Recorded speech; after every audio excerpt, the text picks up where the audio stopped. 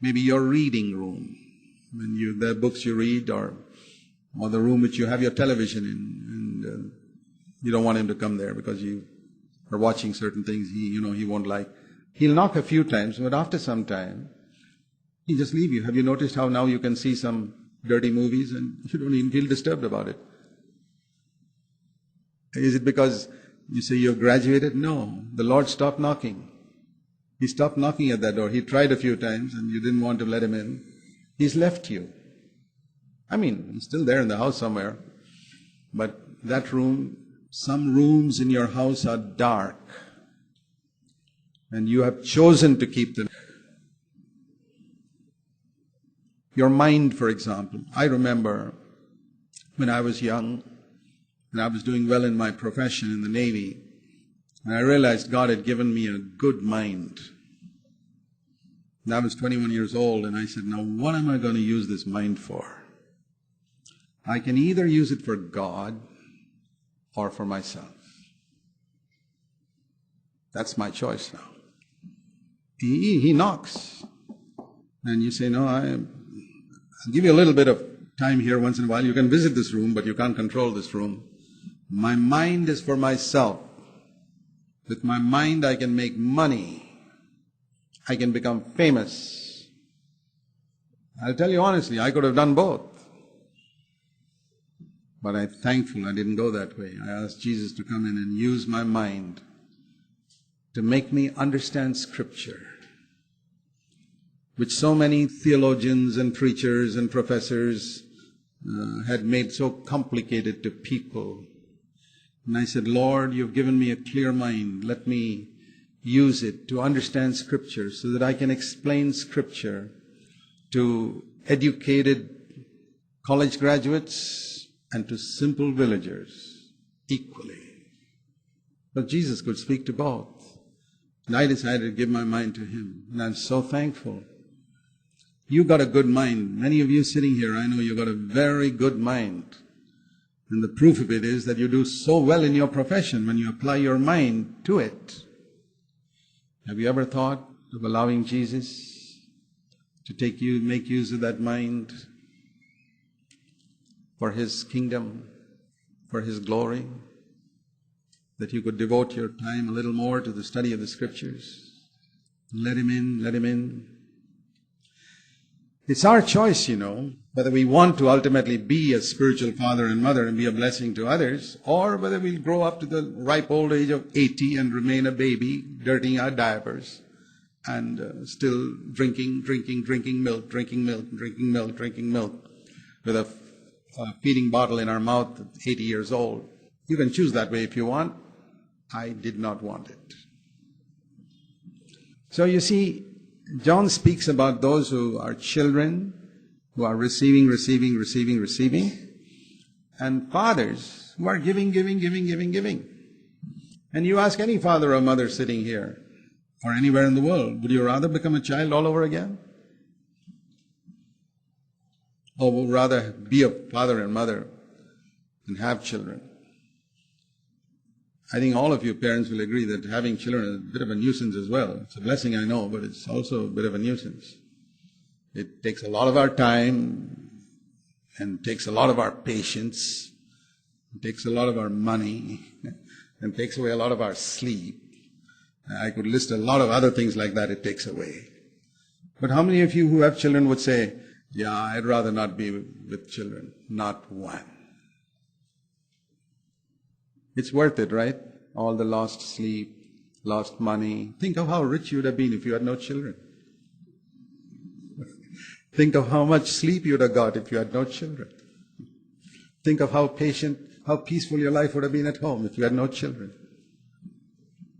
You want that life? You say, no. Give me the children with all the problems associated with it. I'll tell you, you have become a father and mother physically. You can be a spiritually also father and mother like that. You can pull out of responsibility if you like. Like there are some fathers who don't care for their children. They don't provide for them. It's very sad.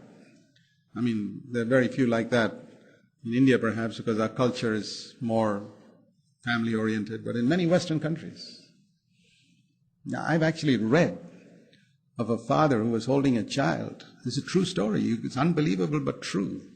And watching television, and some movie he was watching, and this child was born, small babies, and a few months old, bawling and screaming, and he couldn't hear what the television. He banged the child's head against the wall, and the child died. He could watch his movie. You believe there are fathers like that? It's unbelievable but true.